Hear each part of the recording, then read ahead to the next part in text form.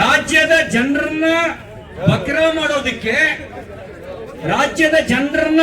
ಮಾಡೋದಕ್ಕೆ ಬಕ್ರೀದ್ ಹಿಂದಿನ ದಿನ ಪೆಟ್ರೋಲ್ ದರವನ್ನ ಮತ್ತು ಡೀಸೆಲ್ ದರವನ್ನ ಕ್ರಮವಾಗಿ 3 ಮತ್ತು 3.5 ರೂಪಾಯಿ ಹೆಚ್ಚಳ ಮಾಡಿ ಬಕ್ರೀದಿಗೆ ಬಲಿ ಕೊಡುವ ಕುರಿಗಳ ರೀತಿಯಲ್ಲಿ ರಾಜ್ಯದ ಜನರ ಬದುಕನ್ನ ಬಲಿ ಕೊಡೋದಕ್ಕೆ ಕಾಂಗ್ರೆಸ್ನ ಭ್ರಷ್ಟ ಸರ್ಕಾರ ಹೊರಟಿದೆ.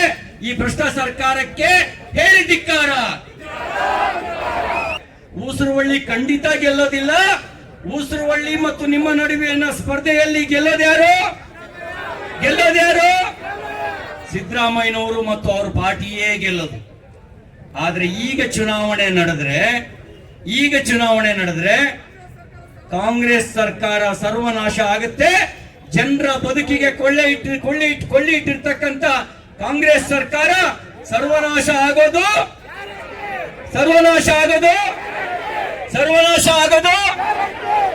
ಗ್ಯಾರಂಟಿ. ಸರ್ವನಾಶ ಆಗೋದು ಕಾಂಗ್ರೆಸ್ ಸರ್ವನಾಶ ಆಗೋದು ಗ್ಯಾರಂಟಿ. बोलो भारत माता की.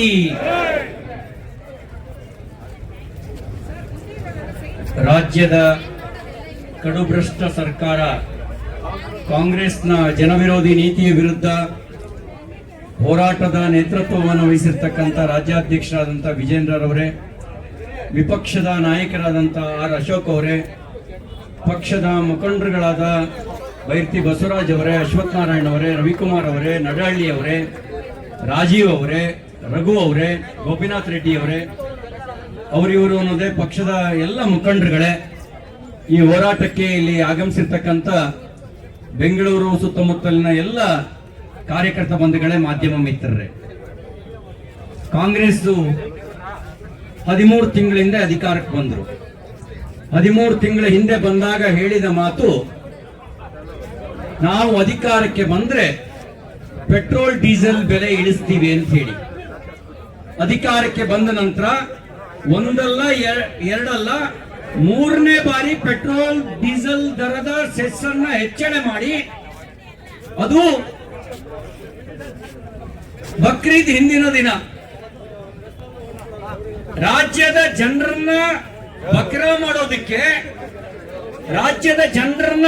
ಮಾಡೋದಕ್ಕೆ ಬಕ್ರೀದ್ ಹಿಂದಿನ ದಿನ ಪೆಟ್ರೋಲ್ ದರವನ್ನ ಮತ್ತು ಡೀಸೆಲ್ ದರವನ್ನ ಕ್ರಮವಾಗಿ 3 ಮತ್ತು 3.5 ರೂಪಾಯಿ ಹೆಚ್ಚಳ ಮಾಡಿ ಬಕ್ರೀದಿಗೆ ಬಲಿ ಕೊಡುವ ಕುರಿಗಳ ರೀತಿಯಲ್ಲಿ ರಾಜ್ಯದ ಜನರ ಬದುಕನ್ನ ಬಲಿ ಕೊಡೋದಕ್ಕೆ ಕಾಂಗ್ರೆಸ್ನ ಭ್ರಷ್ಟ ಸರ್ಕಾರ ಹೊರಟಿದೆ. ಈ ಭ್ರಷ್ಟ ಸರ್ಕಾರಕ್ಕೆ ಹೇಳಿ ಧಿಕ್ಕಾರ. ಅಧಿಕಾರಕ್ಕೆ ಬಂದ ತಕ್ಷಣ ಅಬ್ಕಾರಿ ದರ ಹೆಚ್ಚಳ ಮಾಡಿದ್ರು. ಅಬ್ಕಾರಿ ದರ ಹೆಚ್ಚಳದ ಜೊತೆನಲ್ಲೇ ಸ್ಟಾಂಪ್ ಡ್ಯೂಟಿ ಹೆಚ್ಚಳ ಮಾಡಿದ್ರು. ಸ್ಟಾಂಪ್ ಡ್ಯೂಟಿ ಹೆಚ್ಚಳದ ಜೊತೆಗೇನೆ ವೆಹಿಕಲ್ ರಿಜಿಸ್ಟ್ರೇಷನ್ ಫೀಸ್ ಹೆಚ್ಚಳ ಮಾಡಿದ್ರು. ವೆಹಿಕಲ್ ರಿಜಿಸ್ಟ್ರೇಷನ್ ಫೀಸ್ ಹೆಚ್ಚಳ ಮಾಡಿದ್ರು ಸಾಕಾಗಲಿಲ್ಲ. ಈ ರಕ್ತದ ರುಚಿ ಕಂಡಂತ ಹುಲಿ ಮತ್ತೆ ರಕ್ತವನ್ನೇ ಬಯಸುತ್ತೆ. ಈ ಬೆಲೆ ಏರಿಕೆಯ ರುಚಿ ಕಂಡ ಭ್ರಷ್ಟ ಕಾಂಗ್ರೆಸ್ ಸರ್ಕಾರ income certificate, death certificate, birth certificate ಬೆಲೆಯನ್ನು ಹೆಚ್ಚಳ ಮಾಡಿದ್ರು. ಅಷ್ಟು ಮಾತ್ರ ಸಾಕಾಗ್ಲಿಲ್ಲ, RTC ಪಹಣಿಯ ಬೆಲೆಯನ್ನು ಕೂಡ ಡಬಲ್ ಮಾಡಿದ್ರು. ಈಗ ಇದನ್ನು ಸಮರ್ಥನೆ ಮಾಡ್ಕೊಳ್ಳಕ್ಕೆ ಹೊರಟಿದ್ದಾರೆ. ಹಾಲಿನ ದರ ಏರಿಕೆ ಮಾಡಿದ್ರು, ರೈತರಿಗೆ ಕೊಡುವ ಸಬ್ಸಿಡಿಯನ್ನು ಕಡಿತ ಮಾಡಿದ್ರು, ಜನಸಾಮಾನ್ಯರ ಮೇಲೆ ಬರೆ ಹಾಕುವ ಕೆಲಸ ಮಾಡಿದ್ರು. ಆದ್ರೆ ಬಿಜೆಪಿ ಸರ್ಕಾರ ರೈತರಿಗೆ 5 ರೂಪಾಯಿ ಸಬ್ಸಿಡಿ ಕೊಡ್ತಾ ಇತ್ತು. 8 ತಿಂಗಳಿಂದ 1 ರೂಪಾಯಿ ರೈತರಿಗೆ ಸಬ್ಸಿಡಿಯನ್ನ ಈ ಭ್ರಷ್ಟ ಕಾಂಗ್ರೆಸ್ ಸರ್ಕಾರ ಕೊಟ್ಟಿಲ್ಲ. ಅದ್ರ ಬದಲಿಗೆ ಹಾಲಿನ ದರವನ್ನ 3 ರೂಪಾಯಿ ಹೆಚ್ಚಳ ಮಾಡಿದ್ರು. ಆಲ್ಕೋಹಾಲ್ ದರವನ್ನು ಹೆಚ್ಚಿಸಿದ್ರು, ಹಾಲಿನ ದರವನ್ನು ಹೆಚ್ಚಿದ್ರು. ಮಾನ್ಯ ಮುಖ್ಯಮಂತ್ರಿ ಸಿದ್ದರಾಮಯ್ಯನವರೇ, ನೀವು ವಿರೋಧ ಪಕ್ಷದ ನಾಯಕರಾಗಿದ್ರಿ. ನಿಮ್ಮ ಹೇಳಿಕೆಯನ್ನ ನಿನ್ನೆ ವಿಪಕ್ಷದ ನಾಯಕರು ಮಾಧ್ಯಮದ ಮುಂದೆ ಬಿತ್ತರಗೊಳಿಸಿದ್ರು. ಏನ್ ಹೇಳಿದ್ರಿ ನೀವು? ಪೆಟ್ರೋಲ್ ಡೀಸೆಲ್ ದರ ಏರಿಕೆ ಮಾಡಿದ್ರೆ ಆದ್ರೆ ಹಿಂದ್ಗಡೆನೆ ಎಲ್ಲಾ ದರಗಳು ಹೆಚ್ಚಳ ಆಗ್ತವೆ. ಅಬ್ಬಬ್ಬ, ಎಂತ ಒಂದು ಅದ್ಭುತವಾಗಿರುವಂತ ಜ್ಞಾನ ನಿಮ್ದು. ನೀವು ಅದ್ಭುತ ಜ್ಞಾನದ ಮೂಲಕ ನೀವು ವಿರೋಧ ಪಕ್ಷದ ನಾಯಕರಾಗಿದ್ದಾಗ ಹೇಳಿದ್ರಿ, ಪೆಟ್ರೋಲ್ ಡೀಸೆಲ್ ದರದ ಹೆಚ್ಚಳ ಮಾಡಿದ್ರೆ ಎಲ್ಲಾ ದರಗಳು ಹೆಚ್ಚಳ ಆಗ್ತವೆ. ಆಡಳಿತಕ್ಕೆ ಬಂದ ತಕ್ಷಣ ಗೂಸುಂಬೆ ಕೂಡ ನಾಚುವ ರೀತಿಯಲ್ಲಿ, ಗೂಸುಂಬೆ ಬಣ್ಣ ಬದಲಾಯಿಸುತ್ತೆ ಗೊತ್ತಲ್ವಾ, ಆ ಬಣ್ಣ ಬದಲಾಯಿಸುವ ಊಸರವಳ್ಳಿಯೂ ನಾಚುವ ರೀತಿಯಲ್ಲಿ ಅದು ಎಷ್ಟು ಚೆನ್ನಾಗಿ ಬಣ್ಣ ಬದಲಾಯಿಸಿ ನೀವು ಬೆಲೆ ಏರಿಕೆ ಹೆಚ್ಚಳ ಮಾಡಿ ಕೇಂದ್ರದ ಕಡೆಗೆ ಬೆಟ್ಟು ಮಾಡಿ ತೋರಿಸ್ತಾ ಇದ್ದೀರಿ. ಒಂದು ವೇಳೆ ಊಸರವಳ್ಳಿಗೂ ನಿಮಗೂ ಸ್ಪರ್ಧೆ ಇಟ್ರೆ ಊಸರವಳ್ಳಿ ಖಂಡಿತ ಗೆಲ್ಲೋದಿಲ್ಲ. ಊಸರವಳ್ಳಿ ಮತ್ತು ನಿಮ್ಮ ನಡುವಿನ ಸ್ಪರ್ಧೆಯಲ್ಲಿ ಗೆಲ್ಲೋದ್ಯಾರು? ಸಿದ್ದರಾಮಯ್ಯನವರು ಮತ್ತು ಅವ್ರ ಪಾರ್ಟಿಯೇ ಗೆಲ್ಲೋದು. ಆದ್ರೆ ಈಗ ಚುನಾವಣೆ ನಡೆದ್ರೆ ಕಾಂಗ್ರೆಸ್ ಸರ್ಕಾರ ಸರ್ವನಾಶ ಆಗುತ್ತೆ. ಜನರ ಬದುಕಿಗೆ ಕೊಳ್ಳೆ ಇಟ್ಟಿರ್ತಕ್ಕಂಥ ಕಾಂಗ್ರೆಸ್ ಸರ್ಕಾರ ಸರ್ವನಾಶ ಆಗೋದು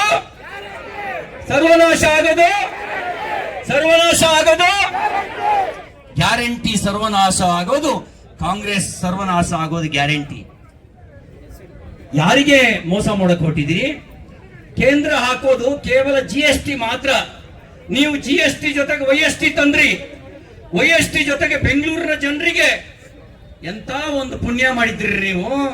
YST ಜೊತೆಗೆ ಇನ್ನೊಂದು ಟ್ಯಾಕ್ಸ್ ಇದೆ. ಯಾವ ಟ್ಯಾಕ್ಸ್ ಅದು? DK tax. ನೀವು ಒಂದು ಸ್ಕ್ವೇರ್ ಫೀಟಿಗೆ ಪ್ಲಾನ್ ಸ್ಯಾಂಕ್ಷನ್ ಮಾಡಬೇಕು ಅಂದ್ರೆ ಎಷ್ಟು ಕೊಡಬೇಕು?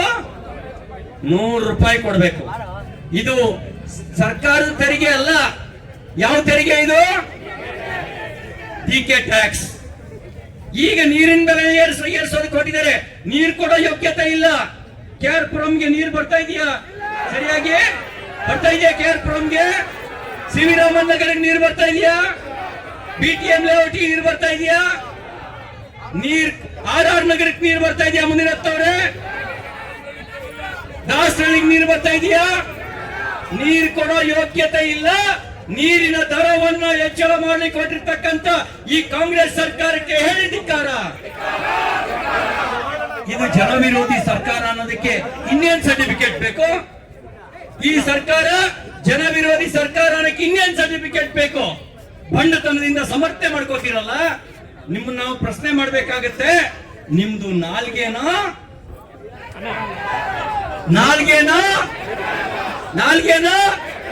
ಜನ ಕೇಳ್ತಾ ಇದ್ದಾರೆ. ಇದು ನಾಲ್ಗೆ ಅಲ್ಲ. ನಾಲ್ಗೆ ಆಗಿದ್ರೆ ವಿರೋಧ ಪಕ್ಷದಲ್ಲಿ ಇದ್ದಂಗೆ ಆಡಳಿತ ಪಕ್ಷದಲ್ಲಿ ಇರೋದು. ಇದು ಎಕ್ಕಡಕ್ಕಿಂತ ಕಡೆ ಅಂತ ಜನ ಹೇಳ್ತಾ ಇದ್ದಾರೆ. ನಾನು ಹೇಳ್ತಿರೋದಲ್ಲ. ಯಾರು ಹೇಳ್ತಿರೋದು? ಬರೀ ನಾವು ಮಾತ್ರ ಹೇಳ್ತಿರೋದಲ್ಲ. ಇದು ನಾಲ್ಗೆಗಿಂತ ಕಡೆಯಾಗಿರ್ತಕ್ಕಂಥ ಹಳೆ ಅಂತ ಯಾರು ಹೇಳ್ತಿರೋದು? ರಾಜ್ಯದ ಜನ ಹೇಳ್ತಾ ಇದ್ದಾರೆ. ಈ ಬಾಳಿಗೆ ನೀವು ಅಧಿಕಾರಕ್ಕೆ ಬರ್ಬೇಕಿತ್ತ? ಈ ಬಾಳಿಗೆ ಈ ಸರ್ಕಾರ ಅಧಿಕಾರಕ್ಕೆ ಬರ್ಬೇಕಿತ್ತ? ನೀವೇನ್ ಹೇಳಿದ್ರಿ? ನಾವು ಅಧಿಕಾರಕ್ಕೆ ಬಂದ್ರೆ ಪೆಟ್ರೋಲ್ ಡೀಸೆಲ್ ಬೆಲೆಯನ್ನ ಪೂರ್ತಿ ಇಳಿಕೆ ಮಾಡ್ತೀವಿ. ಎಲ್ಲಿ ಸಿದ್ದರಾಮಯ್ಯನವರೇ? ಇದೇನಾ ಇಳಿಕೆ? ಇದೇನಾ ನೀವು ಇಳಿಕೆ ಮಾಡಿದ್ದು? ನೀವು ಆಗ್ತಾ ಇರೋದು ಈಗಾಗಲೇ ಕಷ್ಟದಿಂದ ನರಳ್ತಾ ಇರುವಂತ ಜನರ ಬದುಕಿಗೆ ಬರೆ ಎಳೆಯುವ ಕೆಲಸ ಮಾಡ್ತಾ ಇದ್ದೀರಿ. ಅಲ್ಲಿ ಎತ್ತಿನ ಗಾಡಿ ಮುಂದೆ ಬರಬೇಕಾದ್ರೆ ವಿರೋಧ ಪಕ್ಷದ ನಾಯಕರು ಕೂಗಿದ್ರು, ಎಲ್ಲಿದೀಯಪ್ಪ ರಾಹುಲ? ನಿಮ್ ಸರ್ಕಾರ, ನಿಮಗಿರೋದೇ 2 ಕಡೆ ಸರ್ಕಾರ. ಎಷ್ಟು ಕಡೆ ಇರೋದು ಸರ್ಕಾರ? ಒಂದು ಕರ್ನಾಟಕದಲ್ಲಿ, ಇನ್ನೊಂದು ಹಿಮಾಚಲ ಪ್ರದೇಶದಲ್ಲಿ, ತೆಲಂಗಾಣದಲ್ಲಿ ಒಂದು 3 ಕಡೆಗೆ ಸರ್ಕಾರ ಇದೆ. 3 ಕಡೆಗೆ ಸರ್ಕಾರ ಇದೆ. ಜನರಿಗೆ 3 ನಾಮ ಹಾಕ್ತಾ ಇದ್ದಾರೆ. ನಾವು ಅನ್ಕೊಂಡಿದ್ವಿ ಬಕ್ರೀದ್ ದಿನ ಸಿದ್ದರಾಮಯ್ಯನವರು ಮಾತ್ರ ಟೋಪಿ ಹಾಕೊಳ್ತಾರೆ ಅಂತ ಹೇಳಿ. ರಾಜ್ಯದ ಜನರಿಗೆಲ್ಲ ಟೋಪಿ ಹಾಕ್ತಾರೆ ಅಂತ ಗೊತ್ತಿರಲಿಲ್ಲ. ನೀವು ಮಾತ್ರ ಟೋಪಿ ಹಾಕೊಳ್ತಾರೆ ಅಂತ ಅನ್ಕೊಂಡಿದ್ವಿ. ನೀವು ಜನರಿಗೆಲ್ಲರಿಗೂ ಟೋಪಿ ಹಾಕ್ಲಿಕ್ಕೆ ಹೊರಟಿದ್ದೀರಿ. ಟೋಪಿ ಹಾಕಿ, ನಾಮ ಹಾಕಿ ಜನರ ಕೈಗೆ ಚಿಪ್ಪು ಕೊಡ್ಲಿಕ್ಕೆ ಹೊರಟಿದ್ದೀರಿ. ಈ ನೀತಿಯ ವಿರುದ್ಧ ಚಂಬಾದ್ರೂ ಏನಕ್ಕಾರು ಉಪಯೋಗಕ್ಕೆ ಬರುತ್ತೆ. ಇವ್ರು ಕೊಡ್ತಿರೋದು ಹಳೇ ಚಿಪ್ಪು. ಎಂತದು? ಕಂಠ. ಚಿಪ್ಪು ಕಂಠ ಅಂತಾರ. ಅದನ್ನೇ ಕೊಡಕ್ ಹೊರಟಿರೋದು. ಅದು ಕೂಡ 3 ತೂತು, ಅದರೊಳಗೂ ತೂತು, ಈ ಸರ್ಕಾರನೂ ತೂತು. ಈ ತರ ಎಲ್ಲ ಸರಿಗೆ ಸಂಗ್ರಹ ಮಾಡಿ ದುಡ್ಡು ಎಲ್ಲ ಹೋಗ್ತಾ ಇದೆ ಗೊತ್ತಾ? ಈ ಎಲ್ಲ ದುಡ್ಡು ಕಟ್ಟಾಗಿ ಡೆಲ್ಲಿಗೆ ಹೋಗ್ತಾ ಇದೆ. ಕಟ್ಟಾಗಿ ಜೇಬಿಗೆ ಕೈ ಹಾಕಿದ್ರು. ಈ ಜೇಬಿಗೆ ಕೈ ಹಾಕಿ ಎಲ್ಲ ದರ ಏರಿಕೆ ಮಾಡಿದ್ರು. ಅದರಿಂದ ಸಾಕಾಗ್ಲಿಲ್ಲ ಅಂತ ಹಗಲ ದರೋಡೆ ಮಾಡಿ ಕಟ್ಟಾಗಿ ರಾಹುಲಿಗೆ ಕಳಿಸೋ ಕೆಲಸ ಮಾಡ್ತಿದ್ದಾರೆ. ಏನ್ ಮಾಡಿದ್ರು ಗೊತ್ತಾ ನಿಮ್ಗೆ? 187 ಕೋಟಿ ರೂಪಾಯಿ ಮಹರ್ಷಿ ವಾಲ್ಮೀಕಿ ಅಭಿವೃದ್ಧಿ ನಿಗಮದಿಂದ ನಕಲಿ ಖಾತೆಗಳಿಗೆ ಟ್ರಾನ್ಸ್ಫರ್ ಮಾಡಿ ಅದೆಲ್ಲ ದುಡ್ಡನ್ನ ತೆಲಂಗಾಣ ಮತ್ತು ಉತ್ತರ ಪ್ರದೇಶದ ಚುನಾವಣೆಗೆ ಖರ್ಚು ಮಾಡಿದಂತ ಮಹಾನ್ ಕಾರ್ಯ ಮಾಡಿದ್ದು ಇನ್ಯಾರು ಅಲ್ಲ, ಇದೇ ಕಾಂಗ್ರೆಸ್ ಪಾರ್ಟಿ. ಅವರು ಸರ್ಕಾರ ಮಾಡಿದ ಮೋಸ, ದಲಿತ ವರ್ಗಕ್ಕೆ ಮಾಡಿದಂತ ಮೋಸ. ಇನ್ನು ಕ್ಷಮಿಸ್ತೀರಾ? ಈ ಸರ್ಕಾರ ಕ್ಷಮಿಸ್ಬೇಕಾ? ಏನವ ಕ್ಷಮಿಸ್ತೀರನ್ನವ? ಕೈ ಎತ್ತೇಳಿ ಕ್ಷಮಿಸ್ತೀರಾ? ಕ್ಷಮಿಸ್ಬೇಕಾ? ಹಾಗಿದ್ರೆ ಹೇಳಿ, ಭ್ರಷ್ಟ ಕಾಂಗ್ರೆಸ್ ಸರ್ಕಾರಕ್ಕೆ ಹೇಳಿ ಧಿಕ್ಕಾರ. ಜನ ವಿರೋಧಿ ಕಾಂಗ್ರೆಸ್ ಸರ್ಕಾರಕ್ಕೆ ಹೇಳಿ ಧಿಕ್ಕಾರ. ಬೆಲೆ ಏರಿಕೆ ಮಾಡಿದ ಕಾಂಗ್ರೆಸ್ ಸರ್ಕಾರಕ್ಕೆ ಹೇಳಿ ಧಿಕ್ಕಾರ. ನಮ್ಮ ಹೋರಾಟ ಸಾಂಕೇತಿಕ ಹೋರಾಟ ಮಾತ್ರ ಅಲ್ಲ ಹರೀಶ. ಬೆಲೆ ಇಳಿಸಬೇಕು, ಇಲ್ಲದೆ ಇದ್ರೆ ಅವರೇ ಇಳಿಬೇಕು. ಬೆಲೆ ಇಳಿಸಬೇಕು, ಇಲ್ಲ ಅವರೇ ಇಳಿಬೇಕು. ಇಳಿದೇ ಇದ್ರೆ ನಮಗ್ ಗೊತ್ತಿದೆ ಹೆಂಗ್ ಇಳಿಸ್ಬೇಕು ಅಂತ, ರಾಜ್ಯದ ಜನರಿಗೆ ಗೊತ್ತಿದೆ ಹೆಂಗ್ ಇಳಿಸ್ಬೇಕು ಅಂತ. ಈ ದೇಶದ ಇತಿಹಾಸದಲ್ಲಿ ಜನ ವಿರೋಧಿಯಾಗಿ ವರ್ತನೆ ಮಾಡಿದಂತ ಯಾವುದಾದ್ರೂ ಸರ್ಕಾರ ಅಧಿಕಾರದಲ್ಲಿ ಮುಂದುವರೆದಿರೋ ಉದಾಹರಣೆ ಇದೆಯಾ? ಕಾಂಗ್ರೆಸ್ ಕೂಡ ಅಧಿಕಾರದಲ್ಲಿ ಮುಂದುವರಿಯುವಂತ ಯಾವುದೇ ಲಕ್ಷಣ ಕಾಣ್ತಾ ಇಲ್ಲ. ಅದಕ್ಕಾಗಿ ಇದ್ದಷ್ಟು ದಿನ ನುಂಗೋಣ ಅಂತಕ್ಕಂತ ನುಂಗುವ ಕಾರ್ಯ ಒಂದೇ ಮಾಡ್ತಿದ್ದಾರೆ. ಅವ್ರು ಮಾಡ್ತಿರೋದು ಒಂದೇ ಕೆಲಸ, ನುಂಗುವ ಕೆಲಸ ಒಂದೇ ಮಾಡ್ತಾ ಇದ್ದಾರೆ. ಈ ರಾಜ್ಯದ ಬದುಕನ್ನೇ ನುಂಗುವಂತ, ರಾಜ್ಯದ ಆಸ್ತಿಯನ್ನು ನುಂಗುವಂತ, ಸಾಲ ಮಾಡಿ ಜನರ ಮೂಗಿಗೆ ತುಪ್ಪ ಸವರಿ ತಾವು ಲೂಟಿ ಹೊಡಿತಕ್ಕಂತ ಈ ಕಾಂಗ್ರೆಸ್ನ ಜನ ವಿರೋಧಿಯ ನೀತಿ ವಿರುದ್ಧ ಭಾರತೀಯ ಜನತಾ ಪಾರ್ಟಿ ಇವತ್ತು ಹೋರಾಟವನ್ನು ಸಂಘಟನೆ ಮಾಡಿದೆ. ನಮ್ಮ ಹೋರಾಟ ವಿಧಾನಸೌಧದ ಒಳಗೂ ನಡೀತದೆ, ವಿಧಾನಸೌಧದ ಹೊರಗೂ ನಡೀತದೆ. ಇವರು ಮಾಡಿರ್ತಕ್ಕಂಥ ಅನ್ಯಾಯವನ್ನ ಎಳೆಯಾಗಿ ಬಿಚ್ಚಿರ್ತಕ್ಕಂಥ ಕೆಲಸವನ್ನ ಮಾಡ್ತೇವೆ ಅಂತಕ್ಕಂಥ ಮಾತನ್ನು ಹೇಳಿ ಜನ ವಿರೋಧಿ ಕಾಂಗ್ರೆಸ್ ಸರ್ಕಾರಕ್ಕೆ ಮತ್ತೊಮ್ಮೆ ಧಿಕ್ಕಾರವನ್ನು ಹೇಳ್ತಾ ನನ್ನ ಮಾತನ್ನು ಮುಗಿಸ್ತೇನೆ. ಭಾರತ್ ಮಾತಾ ಕಿ